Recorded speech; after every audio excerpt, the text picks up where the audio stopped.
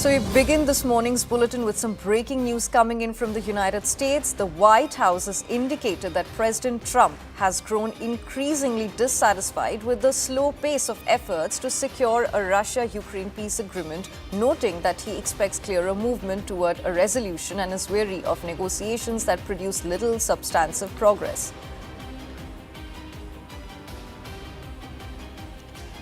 So we have CNN News 18's Akansha Swaroop joining us live right now. Akansha, very good morning to you and thank you so much for joining us on the broadcast. So Trump during his election campaigns last year made all these false promises that when he's back in the White House, he'll solve the Russia-Ukraine conflict within a day. Now it's almost been a year. In Jan, he'll finish 1 year in the White House and nothing concrete has happened yet. So do we know, has Trump indicated any willingness to change tactics such as shifting negotiations partners, applying new incentives or pressure, or altering U.S. involvement if progress continues to stall? Right. So Kanya, the fact that this war is still grinding on only goes on to say how underestimated was Donald Trump when he said that he will resolve this war as soon as he takes over in the White House. But more importantly, what Karoline Leavitt has gone on to say, the White House press secretary, that the president is extremely frustrated with both sides of this war.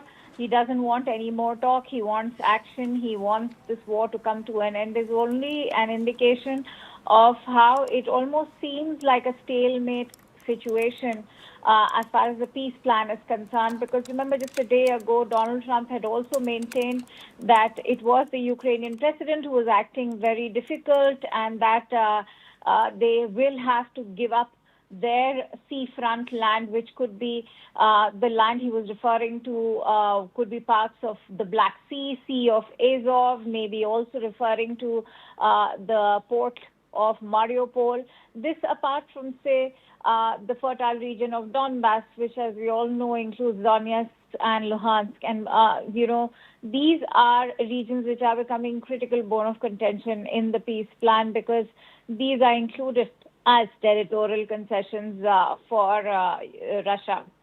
And this is where the Ukrainian president is not willing to give in. He feels that this is becoming a tough ask for Ukraine to give up on the land that matters the most to the country. And he's also saying that the U.S. side is pushing to cede land to Russia as part of an agreement to end the war, which is, of course, only going in favor of Russia. And on the other hand, you also have Donald Trump going on to maintain that if they have lost land to Russia, then, it's pointless to expect someone in a war who has already occupied your land to give up on that land which they have occupied after, say, a war of years. And Zelensky has made these remarks that appear to show little had changed in Washington's core position in terms of how this conflict should be ending, since, remember, it began with a 28-point plan for both Kyiv and Moscow. Of course, it was brought down to favor Ukraine also after that meeting in Geneva.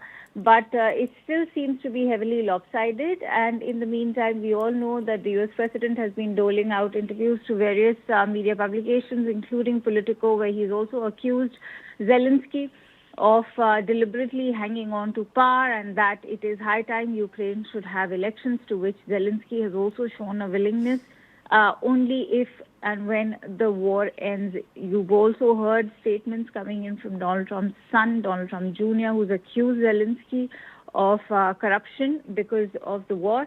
So we'll have to see if when Karoline Leavitt talks about the U.S. president's frustration, is she also indicating that there is no forward movement as far as this peace plan on Ukraine is concerned?